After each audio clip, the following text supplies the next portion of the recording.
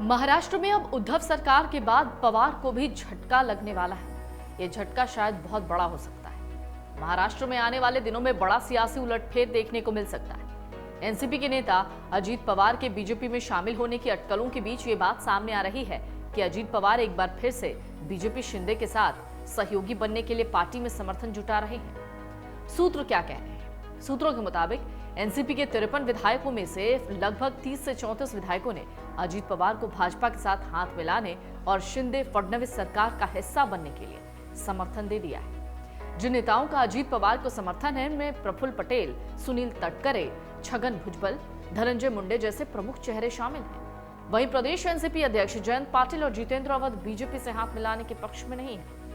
अजीत पवार गुट ने शरद पवार से मुलाकात की और उन्हें सूचित किया कि विधायक भाजपा के साथ गठबंधन करने की इच्छा जाहिर कर रहे हैं। हालांकि शरद पवार ने बीजेपी शिंदे के साथ गठबंधन करने से इनकार कर दिया।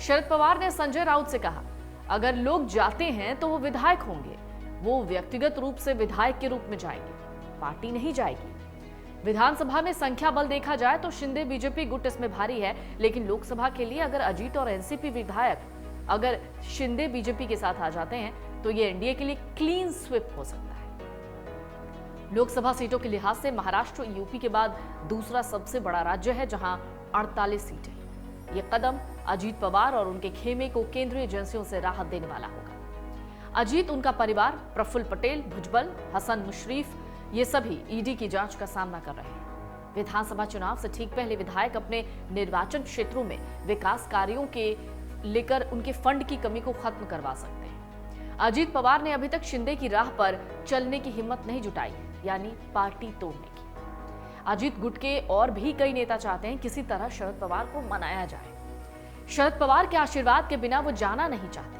अजीत पवार को डर है कि अगर शरद पवार ने समर्थन नहीं किया तो उन्हें 2019 की तरह शर्मिंदगी का सामना करना पड़ सकता है। बीजेपी इस बार अजीत के वादे को पूरा करने के लिए आश्वस्त होना चाहती है। अजीत पवार ने विधायकों को यह पूछने के लिए फोन करना शुरू कर दिया कि उनके मन में है क्या और क्या वो भाजपा शिवसेना के साथ गठबंधन करने के लिए उनके साथ आने को तैयार है। वहीं अजीत पवार समर्थक और नासिक के सिन्नर से एनसीपी विधायक मणिकराव कोकाटे ने कहा कि बीजेपी को 2024 के लोकसभा चुनाव में सत्ता हासिल करने के लिए महाराष्ट्र में एनसीपी की जरूरत है। उन्होंने राज्य में एकनाथ शिंदे समीकरण आजमाए हैं, लेकिन इसका कोई फायदा होता नहीं दिख रहा। तमाम सर्वे रिपोर्ट और फीडबैक उनके खिलाफ जा रहे हैं। मावल के एक विधायक हैं सुनील शेलके। इन्होंने कहा कि शरद पवार और अजीत पवार एक पार्टी के रूप में जो भी निर्णय लेंगे वो उसे स्वीकार करेंगे। हालांकि अजीत पवार के बीजेपी में शामिल होने की खबरों पर उन्होंने ये कहा कि ये सब अफवाह है। निफाड़ से विधायक दिलीप काका बांकर कहते हैं कि उनके पास अजीत पवार का मुंबई आने का कोई संदेश है ही नहीं। शरद पवार कुछ दिन पहले नासिक में थे, उससे पहले अजीत पवार नासिक में थे, लेकिन पार्टी स्तर पर ऐसी कोई चर्चा नहीं हुई। कलवन विधानसभा क्षेत्र के एक बाकी विधायक हैं नितिन पवार, जिनसे अजीत पवार के भाजपा में शामिल होने के बारे में पूछा गया तो उन्होंने ये कह दिया कि अभी तक ऐसी कोई खबर है ही नहीं, लेकिन हम शरद पवार, अजीत दादा और जयंत पाटिल द्वारा दिए गए सुझाव पर कायम रहेंगे। उन्होंने ये भी आश्वासन दिया कि नासिक के 3 विधायक कोकाटे, दिलीप काका और मैं पार्टी के नेता हमें जो आदेश देंगे उसका पालन करेंगे। तो महाराष्ट्र विधानसभा में कुल 288 सदस्य हैं। सियासी समीकरणों और दलीय स्थिति पर नजर डालें तो एनडीए गठबंधन के साथ जो दल हैं उनके विधायकों की संख्या 162 है, जो कुछ इस तरीके से है। बीजेपी 105, शिवसेना शिंदे गुट 40, प्रखर जनशक्ति पार्टी 2, अन्य दल 3, निर्दलीय 12। एमवीए में शामिल दल, वहीं विपक्षी गठबंधन महाविकास अघाड़ी एमवीए की बात करें तो उनके पास कुल 121 विधायक हैं, जिसमें सर्वाधिक विधायक 53 एनसीपी के हैं।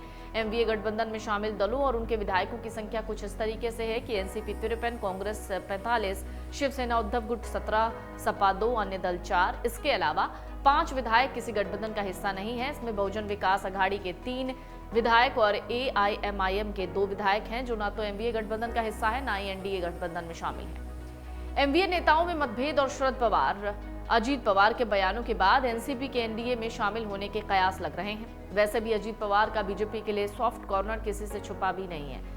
2019 विधानसभा चुनाव के बाद रातों रात एनसीपी की पार्टी लाइन से अलग जाकर फडणवीस के साथ सरकार बना चुके थे। एक नाटकीय घटनाक्रम जिसके तहत देवेंद्र फडणवीस और अजीत पवार ने 23 नवंबर को सुबह सुबह एक समारोह में मुख्यमंत्री और उप मुख्यमंत्री के रूप में शपथ ले ली थी। हालांकि शरद पवार के दबाव के बाद अजीत पवार को वापस लौटना पड़ा। उनकी सरकार महज 80 घंटे तक ही चली और बाद में दोनों नेताओं ने इस्तीफा दे दिया।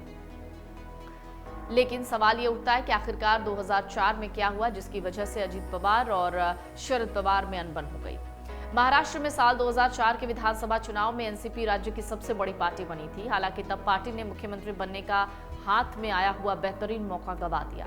तब अजीत पवार ने कहा था 2004 में मुख्यमंत्री का पद छोड़ना सबसे बड़ी गलती थी। अजीत पवार ने कहा था कि किसी को मुख्यमंत्री बना देते तो काम चल जाता। आपको बता दें, उस चुनाव में एनसीपी को 71, कांग्रेस को 69 सीटें मिली थी, इसलिए मुख्यमंत्री का पद एनसीपी को मिलना चाहिए था।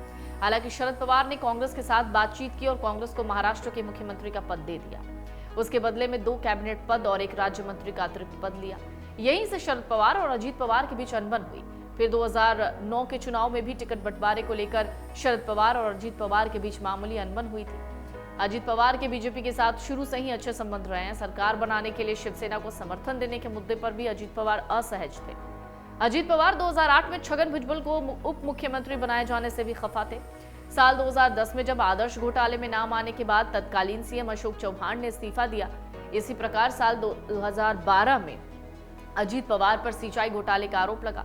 उस वक्त अजीत पवार ने अचानक इस्तीफा दिया, जो काफी दिनों तक चर्चा का विषय बना रहा। बीते साल अजीत पवार इस बात से खफा थे कि उनके बेटे पार्थ पवार एनसीपी पार्टी उन्हें उचित सहयोग नहीं दे रही है, जिसकी वजह से पार्थ पवार चुनाव हार गए। ये भी कहा जाता है कि चुनाव में शरद पवार ने पार्थ पवार की उम्मीदवारी का विरोध किया।